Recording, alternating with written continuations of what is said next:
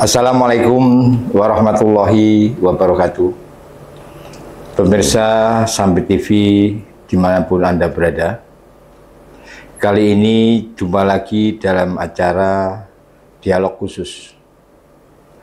Khususnya hari ini spesialis kami kedatangan narasumber, seorang politikus, seorang pengamat, juga pemerhati politikus.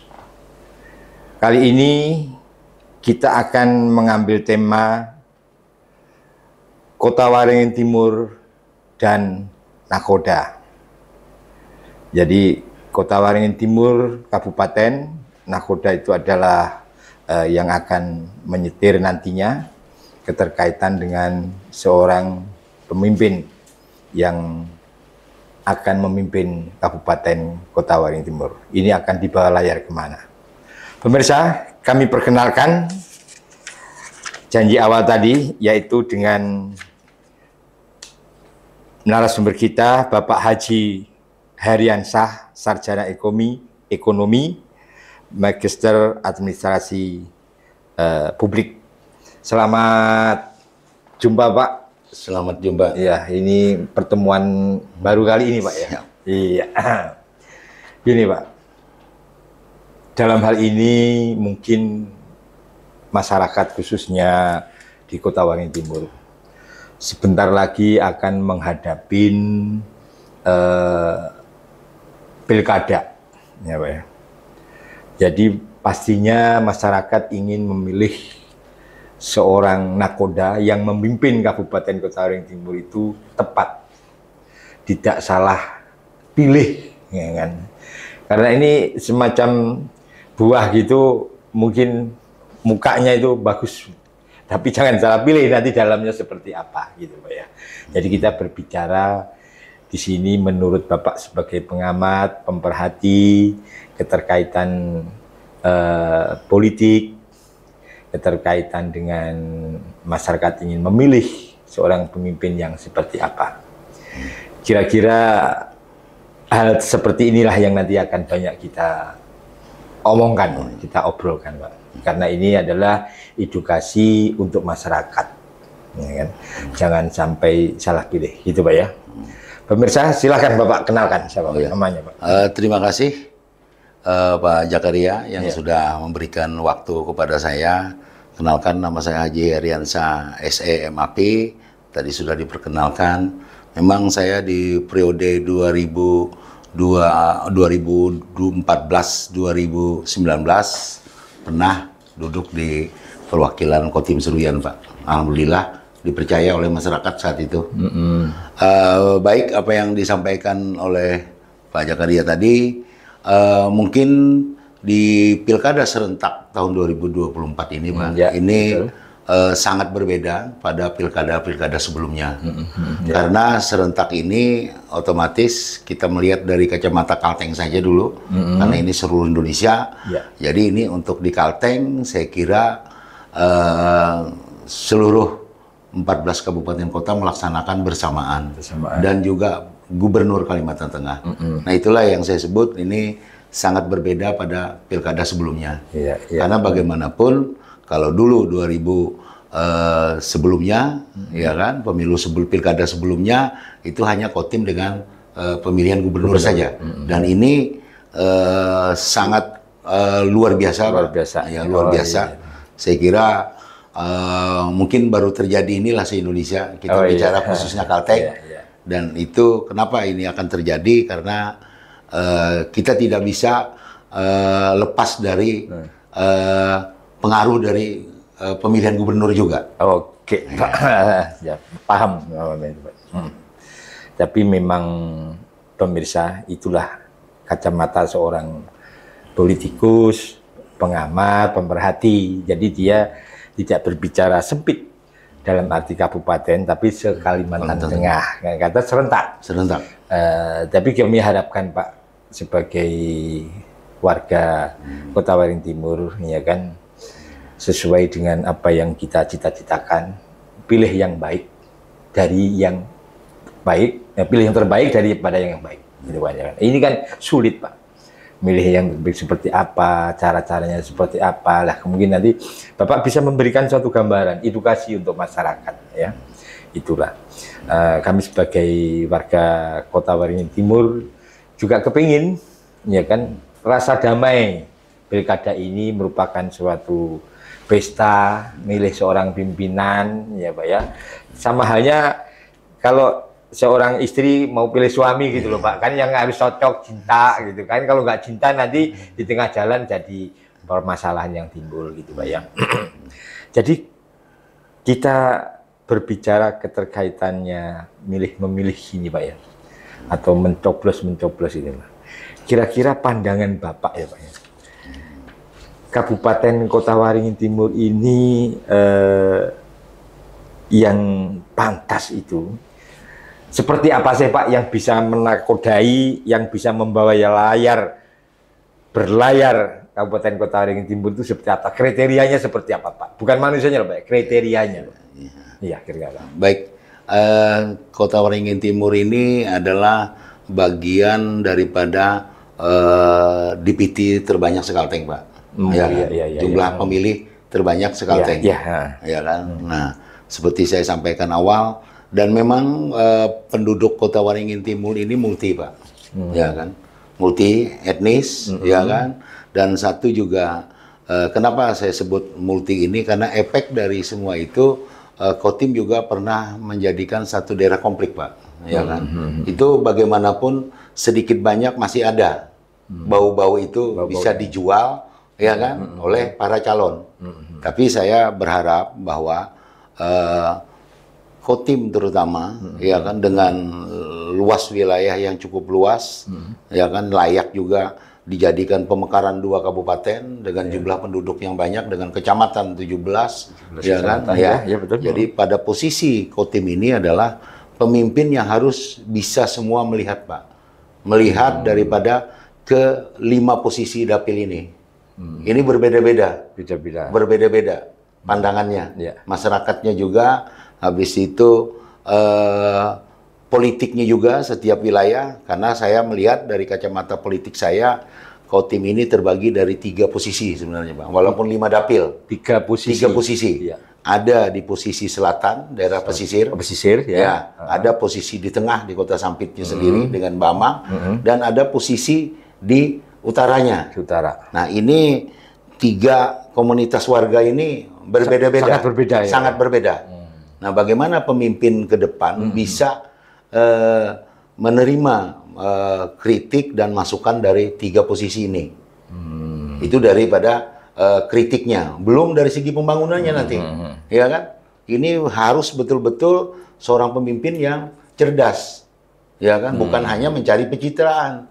Selama ini, mohon maaf, saya melihat 2 periode ini adalah pemimpin-pemimpin kita hanya melihat pencitraan saja, tapi tidak ada actionnya yang merubah karakter Kota Waringin Timur, ya kan, menjadikan, karena apa Pak? Kotim ini kan sampai saat ini adalah menjadikan dari segi ekonomi adalah pintu gerbang ekonomi di Kalteng, karena semua Bank Indonesia melihat bahwa inflasi itu tetap ada di Kotim. Artinya barometer ekonomi tetap ada di Kotim. Bergejolaknya di Kotim ekonomi akan mempengaruhi, ya kan? Karena inflasi ada di sini. Ada di sini. Nah, saya mengharapkan masyarakat kita bisa melihat pemimpin yang betul-betul ingin bisa dari 3 posisi dari selatan, tengah, dan utara ini harus bisa artinya menguasai lah dia, ya kan? Jadi ada keadilan bagi mereka. Timbul keadilan, Pak. Ya. Jadi kalau tadi Bapak berbicara kaitannya kritik, berarti kan harus yang mau dikritik, Pak ya. Betul. Ya kan? Artinya seorang pemimpin yang betul-betul mau diberikan saran, mau dikasih kritik oleh masyarakatnya, dalam rangka untuk membangun wilayah pesisir, tengah, dan utara. Ya, gitu kan ya. Yang jelas kan sangat berbeda. Sosial ekonominya, budayanya, kebiasaan dan sebagainya, gitu Pak ya. Terus hidupnya yang cerdas, Pak ya. betul. Yang cerdas kalau menurut Bapak itu yang cerdas seperti apa sih, Pak? Yang cerdas itu seorang pemimpin itu dia bukan mengandalkan egonya, Pak, ya kan? Egonya, tapi dia bisa melihat apa yang diperlukan oleh masyarakat, ya kan? Artinya dengan kritikan masyarakat itu bukan dalam arti masyarakat mengkritik tidak senang dengan pribadi dia, tidak, ya kan? Tapi untuk kemajuan daerah dia. Daerahnya. Ya, inilah pemimpin yang harus bisa menerima itu. Artinya dia dikritik bukan dia nanti ini mengkritik ini dari kelompok mana, kelompok yang pro saya atau tidak. Nah itu yang pemimpin yang kurang cerdas Pak. Dia kalau sudah menjadi seorang pemimpin, dia tidak lagi membedakan ini pendukung saya dulu, ini tidak mendukung saya. Dia harus melihatkan semuanya sama. Jadi antara cerdas, kritik, itu kayak ada keikatan, ya kan. Jadi yang cerdas berarti harus mau dikritik, ya kan, supaya mungkin lebih baik lagi untuk pembangunan Kabupaten Kota Waringin Timur. Terus yang artinya kreatif apa tadi Pak? Yang inovatif, kreatif itu kan keterkaitan dengan bagaimana membangun Kodim ini menyesuaikan kondisi tadi masyarakatnya. Sekarang mungkin kondisi sumber alamnya, ya kan, kekayaan alamnya seperti apa, terus kondisi kebutuhan masyarakatnya. Kalau menurut Bapak tuh gimana sih Pak, yang kira-kira ada suatu keseimbangan? Karena ini kan menjadi rumah besar, Pak ya, rumah besar ini antara utara, tengah dan selatan ini rumah besar gitu kan. Nah, kira-kira seperti apa Pak kaitannya? Ya kalau memang dari segi kemiskinan kita di Kodim Pak, itu hampir melihat dari statistik yang ada memang agak kecil. Tapi stunting masih terlalu besar, ya kan, terutama di daerah selatan. Stunting itu masih tinggi. Dan saya lihat di Kalteng dan juga di Kodim masih mendekati secara ukurannya nasional, walaupun di bawah nasional sedikit, tapi belum terlalu turun. Nah, ada apa? Karena bagaimanapun sumber daya alam kita berada pada di hulu dan ujungnya kan ke hilir harusnya, Pak. Jadi artinya pemerintah jangan hanya melihat di tengah dan di hilir saja, tapi di hulunya juga, di hulunya, ya kan? Di hulunya juga harus dilihat bagaimana tingkat kehidupan masyarakat dari mulai ibu yang baru hamil, sampai melahirkan, sampai membesarkan. Ini kan program nasional Pak, stunting ini ya. Dan di Kodim saya ingat beberapa tahun lalu sebelum pemimpin yang ada cukup tinggi stunting itu, ya kan, melebihi nasional malah, ya kan, sampai kurang lebih di atas 16% kan, gitu. Nah inilah yang salah satu pekerjaan yang harus di dalam visi misi Bupati ke depan, karena tolak ukur pemimpin itu kan tidak hanya dari segi pembangunan fisik Pak, ya kan, tapi sumber daya manusia. Sumber daya manusia berasal dari anak yang lahir dengan keadaan sehat, ya kan, regenerasinya otomatis dengan gizi baik dan sebagainya. Pak Presiden aja mengampanyekan masalah stunting juga kan. Nah itu akan melahirkan pemimpin yang baik nantinya. Oke. Kalau begini saya catat visi tentang kesehatan berarti harus masuk Pak ya. Masuk. Tadi Bapak bicara tentang SDM-nya, berarti ini kaitan dengan pendidikan, ya kan? Dan sekarang yang tadi saya tanyakan tentang keberadaan sumber alam, Pak. Gimana, Pak? Ya, saya lihat sumber alam ini kan ada tambang, ada kebun, apa sektor lain banyak. Sektor ini kan memang pengaruh politiknya dari segi politik saya kira di Kodim tidak terlalu besar, Pak. Kita melihat berapa jumlah perusahaan kebun ada di Kodim, kalau melihat dari jumlah luasan dan pekerjanya, dalam rumusnya itu sangat berpengaruh saya kira sebenarnya. Tapi pada prakteknya, ya kan, namanya pengusaha itu kan dia di zona aman Pak biasanya. Ya kan, pengusaha itu dia tidak bisa merealisasikan keinginan-keinginan seorang pemimpin yang terkait satu orang saja. Dia akan pada posisi seolah-olah oh ya saya akan bantu ini ingin, tapi tidak bisa dia memobilisasi secara eksekusi langsung. Memang pendatang pun saya pikir karena saya bilang Kodim adalah bagian dari salah satu daerah pernah konflik, ingatan itu tidak juga akan mempengaruhi para pendatang ini yang berada di kebun-kebun. Dan juga saya menghimbau kepada masyarakat, DPT yang benar yang mana sih? Ya kan? Apakah orang harus sudah domisili, apa sudah memindah KTP? Nah ini juga kadang-kadang ya mohon maaf, ya kan? Ini diambil kesempatan oleh orang-orang politik, ya kan? Yang pernah kita alami, saya alami sendiri, bahwa sebenarnya DPT orang-orang di kebun itu sudah tidak sesuai namanya lagi sudah. Orang sudah pindah kebun sana, pindah akhirnya digunakanlah DPT-DPT yang memang tidak sesuai dengan nama itu karena di kebun sangat tertutup sekali.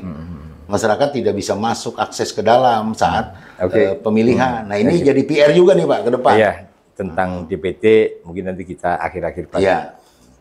Menurut Bapak kebijakan apa sih untuk membangun sumber daya alam ini? Kebijakan apa yang harus diterapkan oleh pemerintah? Karena kan banyak permasalahan Pak. Di kebun aja sekarang plasma masih belum selesai. Terus tambang lagi, keterkaitan dengan lingkungan juga. Nah, kira-kira gimana sih Pak kebijakan seperti apa? Saya dulu pernah membuat statement Pak, membuat bahasan gitu ya secara ekonomi bahwa kita mengakui Pak, investasi tambang dan perkebunan ini itu untuk putaran uang di Kotim kita good Pak, kita akui. Tapi seatback untuk kembalinya ini yang nol Pak. Bukan nol sama sekali, tapi kecil. Kecil. Contoh begini, hasil tambang dan hasil sawit Pak, itu kan dikirim keluar. Berapa persen dia akan kembali Pak untuk digunakan oleh masyarakat Kotim? Ya kan? Harusnya minimal 20% untuk kembali bisa berputar di ekonomi kita. Di kabupaten ya. Iya, baik dia melalui CSR-nya, melalui untuk sumbangan-sumbangan apa terhadap masyarakat, ya kan? Sosial corporate-nya sebenarnya sudah cukup gitu. Kalau gitu ingat sumber daya alam hutan. Betul Pak. Dulu masih jaya-jayanya apa kayu era sana 90, ya. era 90, iya kan? 80 90 iya kan? Pak, iya. Saya amati, saya pikir sampai ke sini itu efeknya apa sih? Iya kan? Nah, jangan-jangan nanti akan terulang lagi gitu, Pak. Hampir mirip, Pak. Ya. Karena dari hasil sawit ini, Bapak bayangkan berapa yang keluar uangnya, yang dikirim ke luar dari Kotim, ya kan? Tapi pengusaha yang menjual itu uangnya berapa dia hasilnya untuk mempekerjakan kembali? Apa hanya bayar gaji saja? Kan harusnya kan tidak Pak. Gaji paling berapa persen? 15% mungkin nggak nyampe. Nggak nyampe Pak. Iya kan? Belum belanja-belanja lainnya saya kira kecil. Harusnya dia bisa dari hasil keuntungan dia menjual barang itu dari hasil yang ada di tanah kita sini. Harusnya ada pengembaliannya berupa kegiatan UMKM yang bisa bermanfaat untuk masyarakat sekitar kebun. Itu yang kita harapkan sebenarnya Pak. Terus pandangan Bapak tentang plasma? Ini kan nggak selesai-selesai terus ini. Plasma ini kan harus gimana? Ya, plasma ini hal yang saya pikir hal yang sangat apa ya namanya itu simalakama sebenarnya Pak. Nah ini saya menghimbau juga kepada masyarakat ya kan untuk memilih pemimpin ke depan. Jangan hanya lihat daripada janji-janji politik saja. Iya kan? Memang plasma ini regulasi yang memang dibuat ya kan saat para investor PBS ini sudah berada di Kotim, Pak. Ini kan mengoyak sebenarnya. Artinya peraturan 20% ini sebelumnya orang-orang kebun berinvestasi itu peraturan itu belum ada. Belum ada. Nah, ini kan yang sulitnya, Pak. Ya kan pada prakteknya. Tapi saya pernah meneliti, Pak, dalam saya waktu kuliah juga bahwa apapun yang sudah dilakukan oleh para investor kebun, Pak, itu sebenarnya mereka menyatakan adalah sekecil apapun dia untuk membantu masyarakat ataupun ada hal lain yang terkait dengan kepentingan sosial corporate-nya, dia tidak lepas dari menggandeng pemerintah. Artinya apa? Semua dia lakukan adalah atas persetujuan pemerintah. Nah, tapi kadang-kadang begitu terjadi konflik, Pak, terhadap masyarakat, kok pemerintah angkat tangan, seolah-olah tidak tahu. Nah, ini sebenarnya benang merah yang selama ini konflik di dalam 20% ini, Pak. Saya tidak langsung mengambil 20%-nya, tapi ini dulu diluruskan, Pak. Iya kan? Kalau pemerintah, kepala daerah nantinya memang betul-betul ingin membantu masyarakat, sebenarnya perusahaan kebun juga akan welcome, Pak. Tapi harus difasilitasi oleh pemerintah. Tapi kan beberapa investor khususnya kebun, Pak. Saya jalan-jalan berbicara gitu kan. mereka juga punya keinginan tenang berusaha, Pak. Tenang berusaha artinya membuat tenang masyarakat itu kepingin, ya kan. Tetapi menjadi kos tinggi istilahnya, Pak, mereka tuh kos tinggi, menjadi kos tinggi. Untuk tenang itu aja sudah membutuhkan kos tinggi. Karena apa? Ya kan, saya tanya gitu, kenapa kok dikatakan kos tinggi? Ya, satu, ya kan, kita perlu aman, tenang, ya kan. Kita harus minta bantuan mengeluarkan anggaran biaya. Kita konsultasi ke pemerintah ada biayanya. Dan ini kira-kira terus memilih pimpinan yang seperti apa nantinya, Pak, depannya, Pak? Sebenarnya kan kalau kita masuk suatu instansi pemerintah, Pak, ya, namanya stop korupsi itu kan bertulisnya mungkin gede dari baleho kita mungkin, ya kan, gede dari badan kita dan banyaknya bukan main kan, ya kan. Tapi kadang-kadang ya itulah, Pak, ya kan, karena mindset di dalam kepemimpinan kita adalah, ya kan, karena sistem pemilu kita, pilkada pemilu kita yang hari ini, ya kan, itu belum mencerminkan betul-betul untuk cost itu seminim mungkin, Pak. Nah, itulah bagaimana akhirnya apa? Perusahaan investasi, Pak, dia adalah menggunakan hukum dagang, Pak. Nah, akhirnya dengan dia menggunakan hukum dagang, si calon pilkada pun sekarang sepertinya adalah hukum dagang juga. Iya, makanya kan biaya politik itu tinggi, gitu. Iya kan. Artinya dia begitu dia mengeluarkan investasi sekian, dia harus mengembalikan uang dia. Kan hukum dagang semua ini. Nah, kalau perusahaan corporate yang ada itu wajar, Pak, dia. Nah, kira-kira saran untuk masyarakat seperti apa sih, Pak? Supaya perlahan-lahan masyarakat itu cerdas. Hukum dagang itu pelan-pelan bisa hilang. Itu hilang. Lah inilah, jangan melihat daripada seorang pemimpin itu dari segi pencitraan saja, Pak. Jangan sampai. Saya tidak senang dengan pencitraan. Karena pencitraan itu sebentar aja, nanti akan dirubah lagi, ya kan? Dan lagi yang kedua, carilah pemimpin yang betul-betul seperti yang awal tadi, dia siap dikritik, ya kan? Kritik dia adalah sifat membangun, dia cerdas, dan dia juga harus mengetahui, Pak, latar belakang masyarakat ini, pesisir tengah, ya. Jadi dia tidak membedakan. Nah, perlu juga saya sampaikan di Kotim ini kan masyarakat pemilihnya kan religius semua, Pak. Ya, religius. Jadi artinya didominasi hampir 80% masyarakat Muslim kan gitu. Jadi bentrok terhadap hal itu sangat kecil. Tapi juga pemimpin harus melihat juga, ya kan. Saya melihat masyarakat Kotim religius begini, mereka tidak menjadikan agama itu salah satu membentur mereka. Ini yang hebatnya gitu kan. Tapi kalau masyarakat yang minoritas ingin macam-macam juga di Kotim nggak bisa karena terbesar di Kalteng, Pak, yang komposisi